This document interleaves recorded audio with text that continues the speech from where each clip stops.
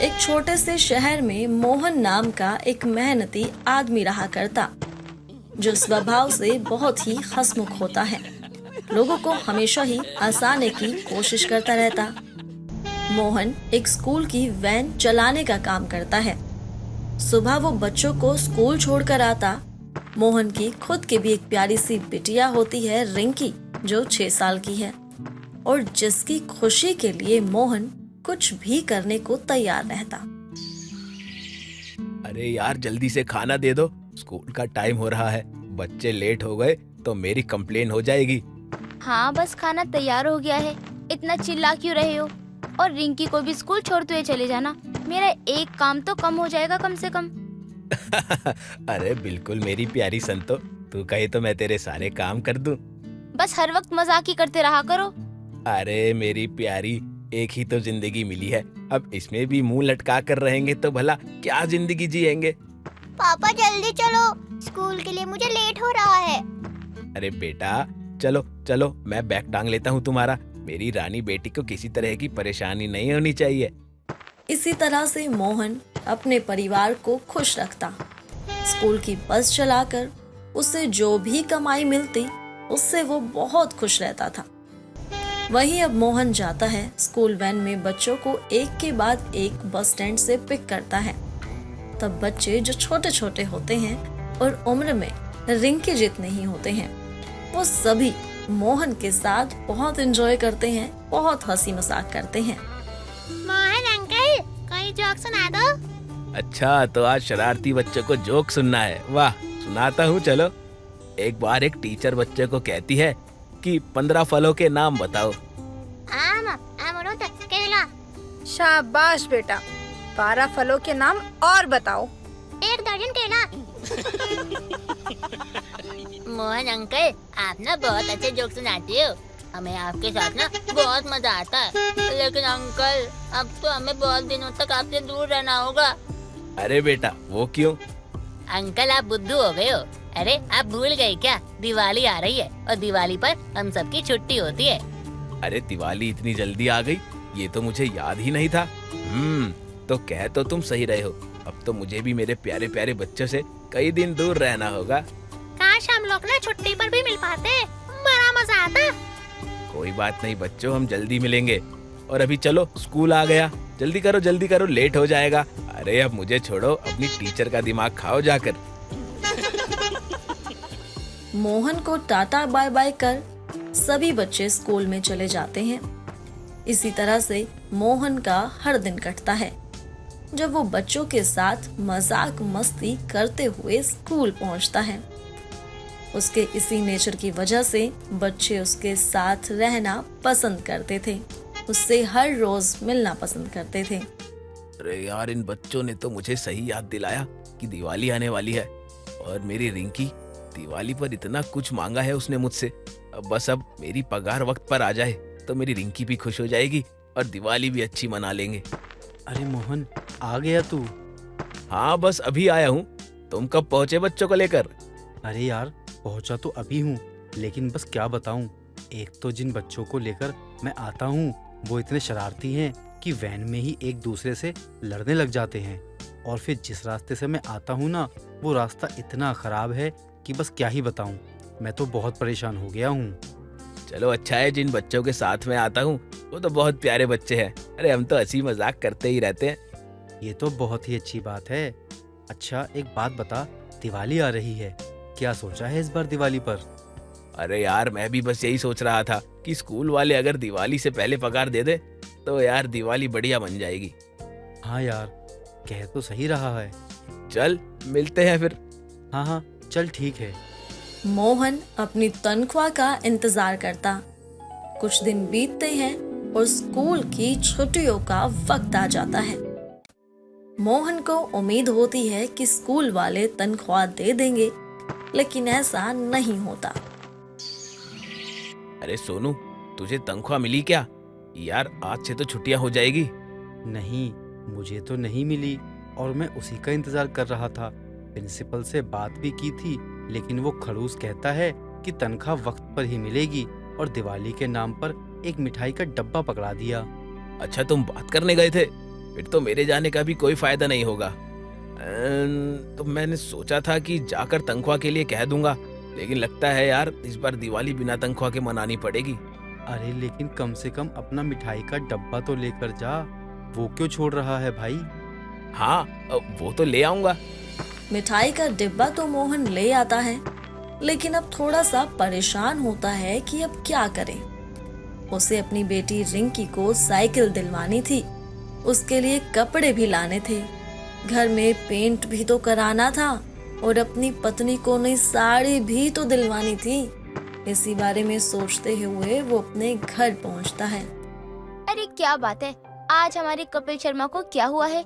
हमेशा हंसने और हंसाने वाला चुपचाप बैठा है। अरे संतो क्या बताऊं, सोचा था दिवाली से पहले स्कूल से तनख्वाह मिल जाएगी तो दिवाली बहुत अच्छे से मना लेंगे, लेकिन प्रिंसिपल का तो कहना है कि इस बार तनख्वाह वक्त पर ही मिलेगी। अरे तो क्या इस बात पर आप इतना परेशान हो रहे हो? कोई बात नहीं, हमारे पास जो है हम उसी में काम चला लेंगे। देखते हैं क्या हो सकता है, मैं भी कुछ सोचता हूँ। पापा पापा, पता है आज मैंने क्या खाया? क्या खाया मेरी प्यारी बिटिया ने? पापा आज मम्मी मुझे स्कूल से लेने गई थी तो वह रास्ते में एक कचौरी वाला था जो साइकिल पर कचौरी बेच रहा था। आज मैंने वो कचौरियाँ खाई और वो बहुत स्वादिष्ट थी। पापा मैं कल भी वो कचौरियाँ खाऊंगी। अरे वाह, मेरी प्यारी बिटिया को कचौड़ियाँ बहुत पसंद आई। हाँ पापा। संतो क्या तुमने सुना, रिंकी ने क्या कहा? अरे हाँ भाई, उसे वो कचौड़ियाँ बहुत पसंद आई। बार बार कही जा रही थी कि साइकिल वाली कचौड़ियाँ फिर से खाएगी। अरे संतो, ये काम तो मैं भी कर सकता हूँ। तुम राजमा चावल मटर पनीर पूड़ियाँ और सारा खाना इतना अच्छा बना लेती हो, तो ये काम तो हम भी कर सकते हैं। ये आप कैसी बात कर रहे हैं? हम कैसे कर सकते हैं? हम कहाँ बेचेंगे? अरे तू खाना इतना अच्छा बनाती है और मेरे पास वैन है, तो मैं भी तो गली गली जाकर खाना बेच सकता हूँ। क्या कहती है? अगर आप ऐसा सोच रही हो और अगर ये करना है तो मैं कैसे मना कर सकती हूँ आपको?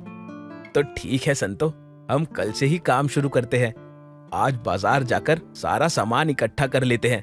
अब दिवाली से पहले ये नया काम करके मैं बहुत पैसा कमा लूंगा और अपनी रिंकी बिटिया के लिए पसंदीदा चीजें भी ले आएंगे।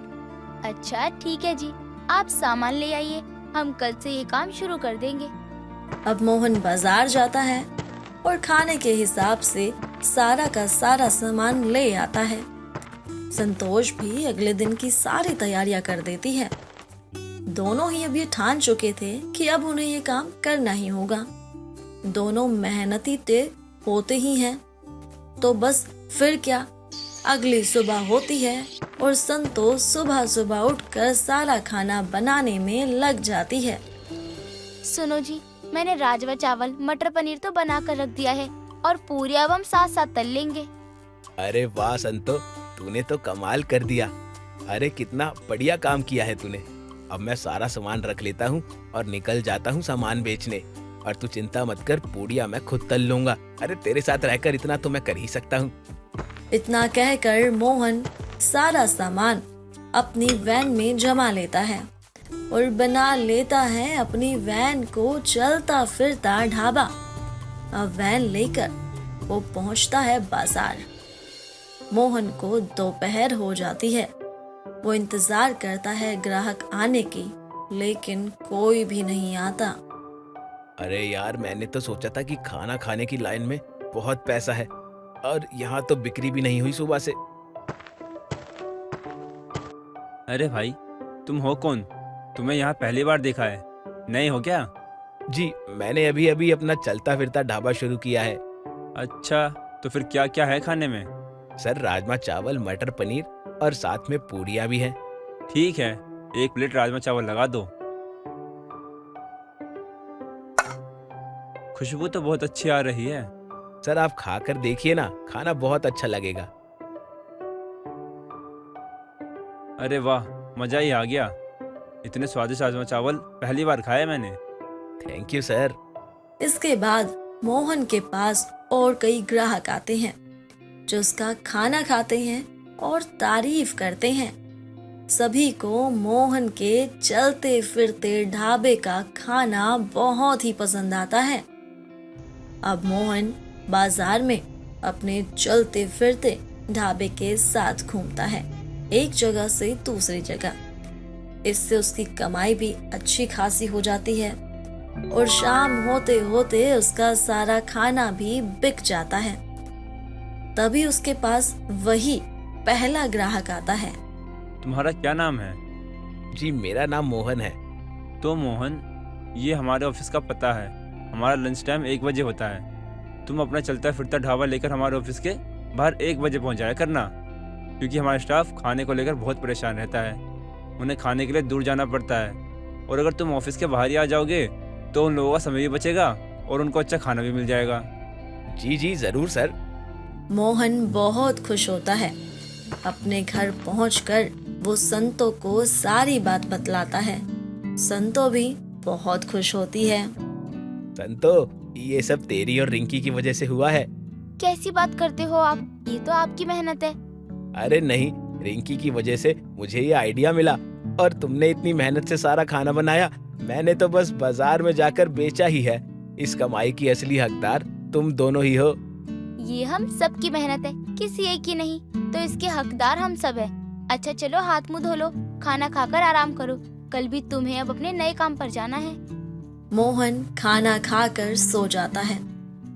अगली सुबह होती है। एक बार फिर से संतोष सुबह जल्दी उठकर सारा खाना तैयार करती है। मोहन एक बार फिर से अपनी वैन में खाना रख लेता है और निकल पड़ता है अपने चलते फिरते ढाबे के साथ। पहले वो बाजार में जाकर खाना खिलाता है, जिसके बाद वो घड़ी को देखता है। अरे 1 बजने वाले हैं, मुझे बाबूजी के दिए हुए पते पर जाना होगा। लंच टाइम जो होने वाला है। ओह थैंक गॉड मोहन, तुम आ गए। मैं यही सोच रहा था, पता नहीं तुम यहाँ आओगे भी या नहीं। अरे सर कैसे नहीं आता, आपके स्टाफ के लोगों को खाना खाना था और मुझे लोगों को खाना खिलाना बहुत अच्छा लगता है। ठीक है मोहन, अपने काम पे लग जाओ, लंच टाइम होने ही वाला है। मोहन ऑफिस के बाहर अपने चलते फिरते ढाबे के साथ खड़ा होता है। वहां से भी आते जाते समय लोग रुककर खाना खा रहे थे और ऑफिस का लंच टाइम भी हो जाता है। पहले तो मोहन को कोई भी आता दिखाई नहीं देता, जिससे वो दुखी हो जाता है कि शायद लोगों को खाना ना खाना हो। लेकिन तभी वहां पर देखते ही देखते बहुत सारे लोग इकट्ठा हो जाते हैं, जो राजमा चावल मटर पनीर के साथ पूरी खाना पसंद करते हैं। भाई यार, पेट पूरा भर गया। बहुत दिनों बाद कुछ ढंग का खाने को मिला, नहीं तो बाहर के चाउमीन मोमोज खा के मेरी तो हेल्थ ही खराब हो गई थी। सही कह रहा है भाई, इस ढाबे वाले का खाना कमाल का था। अब रोज यहीं से खाया करेंगे। इसी तरह से मोहन का सारा खाना बिकता है और तभी उसके पास आता है एक छोटा सा बच्चा। अरे मोहन अंकल, आप यहाँ? अरे मेरे शरारती बच्चे, तुम यहाँ कैसे? अरे अंकल, ये मेरे पापा की कंपनी है और ये मेरे पापा है। अरे सर आप? अच्छा, तो तुम वही मोहन हो जिसके बारे में मेरा रोहन बात करता रहता था। मोहन अंकल, देखा, हम मिल गए। मैंने ना आपके खाने की बहुत तारीफ सुनी थी, तो मैं भी आ गया खाने। अरे आप मेरा भूख लग रही हो, मेरे को खिलाओ ना, भूख लग रही है। हाँ जरूर, तुम्हें तो खिला खिला कर मोटा कर दूंगा। इसके बाद रोहन अपने पापा के साथ अपने घर चला जाता है और मोहन भी बहुत खुश होता है। इसी तरह से वो रोज खाना लेकर बाजार जाता, फिर ऑफिस के बाहर जाता। अब चलते फिरते ढाबे से वो अच्छी खासी कमाई कर रहा था। दिवाली से पहले अपनी इसी कमाई से वो अपने घर पर नया पेंट भी करवा लेता है और फिर आखिरकार आ ही जाता है दिवाली का दिन। संतो, तैयार हो जाओ, बाजार चलना है। आज हमें बहुत सारा सामान खरीदना है। हाँ जी, बस अभी तैयार हो लेती हूँ और रिंकी को भी तैयार कर दूँ। रिंकी बिटिया, तुझे आज जो भी चाहिए, तुझे सब कुछ तेरे पापा दिलाएंगे आज। सच पापा, आप मुझे सब दिलवाओगे? हाँ बेटा। मोहन अपनी पत्नी और बेटी के साथ जाता है बाजार रिंकी को साइकिल और कपड़े दिलवाता है। साथ ही साथ अपनी पत्नी के लिए भी सुंदर सी साड़ी खरीदता है। आखिरकार मोहन की दिवाली उम्मीद से भी ज्यादा अच्छी होती है और ये सब होता है उसके चलते फिरते ढाबे की वजह से।